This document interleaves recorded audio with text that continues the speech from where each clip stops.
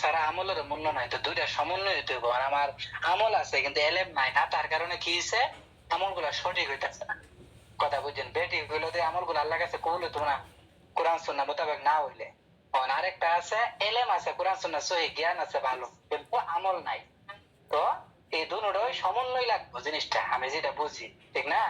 এখন যে বিষয়টা হচ্ছে, আপনি ফোনে অ্যালার্ম দিয়ে রাখবেন এবং আজকের থেকে একটা পাক্কা ওয়াদা করেন বা এরাদা করেন যে আজকে থেকে ইনশাল্লাহ ফজরের নামাজ জামাতের সাথে আদায় করব। যদিও জামাতের সাথে আদায় করতে না পারেন, একাকিত্ব হলেও ফজরের টাইম টু টাইম নামাজটা পড়ে নেবেন ইনশাল্লাহ। আজকে থেকে মানে আজকে একটা একটা এরাদা করেন না, পাক্কা নিয়ত করেন যে আজকে যতই কষ্ট হোক, যতই আলসামি ধরুক, দরকার হলে মোবাইলে 10 বার অ্যালার্ম দিবেন, 10 বার অ্যালার্ম দিবেন, যেন আপনি উঠতেই পারেন, এখন শিওর যে আজকে উঠবেনই, এর বিকল্প রাস্তা নেই, ঠিক বুঝছেন? আছে, ঠিক আছে, ইনশাল্লাহ। তো আজকে ইনশাল্লাহ পাক্কা নিয়ত আমরা করলাম, আল্লাহ কবুল করে ইনশাল্লাহ পড়মু যেমনি পারি ফজর নামাজ জামাতে ইনশাল্লাহ। হ্যাঁ, আজকে যেভাবে পারেন, আপনি যেমনে পারেন যে ফজর নামাজ পড়বেনই, যতই কষ্ট হোক।